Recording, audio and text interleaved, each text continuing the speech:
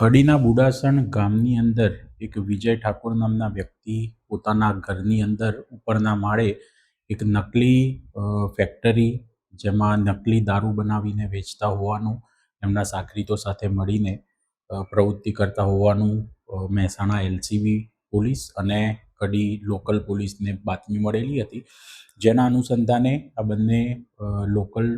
Police સ્ટેશનની team અને એલસીબીની team એક સાથે ત્યાં રેડ કરતા ઘટના સ્થળેથી પોલીસને કુલ 2000 નંગ જેટલી ભરેલી દારૂની બોટલ, 178 પેટી ટોટલ દારૂ થાય. એ સિવાય 300 જેટલી પેટી એટલે કે જેમાંથી 3200 નંગ જેટલા દારૂની બોટલો ભરી શકાય તેટલો મુદ્દામાલ, જેની અંદર 1000 લીટર જેટલું સંદિગ્ધ પ્રવાહી જે પ્રાથમિક રીતે ઇથેનોલ એટલે કે ઇથાઇલ આલ્કોહોલ મુખ્ય દારૂ તરીકે જે વપરાય છે તે હોવાનું અત્યારે પોલીસને લાગી રહ્યું છે. એની સાથે એસેન્સ જે એમાં ટેસ્ટ એન્હાન્સ કરવા માટે એસેન્સ યુઝ કરવામાં આવે છે એ એસેન્સની બોટલ્સ અને જે એનામાં ટેસ્ટ માટે અમુક જે બીટર ટેસ્ટ ડેવલપ કરવા માટે જે કેમિકલ્સ યુઝ થાય છે એ કેમિકલ્સ ત્યાંથી પોલીસે મળેલા છે. આ સિવાય પોલીસને જાણકારી હતી કે આના સિવાય તેની ભાડે રાખેલી દુકાન અને તેના એક બીજા સહ આરોપી છે મહેન્દ્રસિંહ ઝાલા, તેના ઘરે પણ કોઈ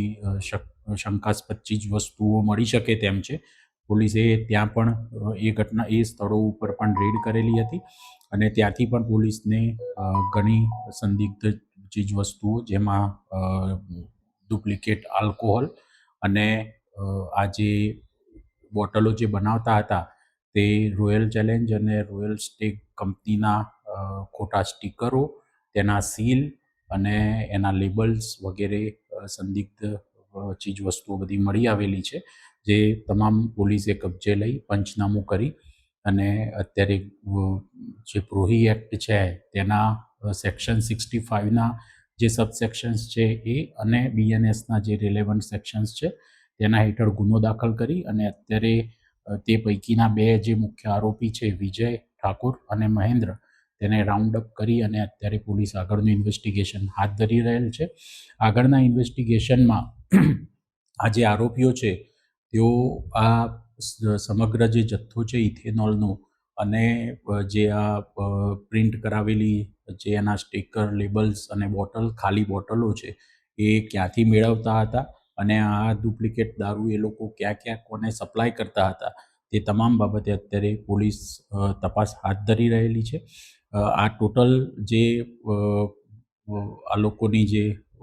ગેરકાયદેસર પ્રવૃત્તિ ચાલતી હતી તેની અંદર ગગન પટેલ, વિજય ઠાકોર, હર્ષદ વાઘેલા અને મહેન્દ્રસિંહ ઝાલા આ 4 વ્યક્તિઓ ભેગા મળી અને ચલાવતા હતા. આ સિવાય કોઈ અન્ય વ્યક્તિઓનું ઇન્વોલ્વમેન્ટ છે કે કેમ તે બાબતે પણ અત્યારે અમે ઇન્વેસ્ટિગેશન હાથ ધરી રહેલા છીએ. ત્યાંથી જે સંદિગ્ધ પ્રવાહી મળેલા છે તેને અત્યારે સીલબંધ કરી અને એફએસએલમાં ટેસ્ટિંગ માટે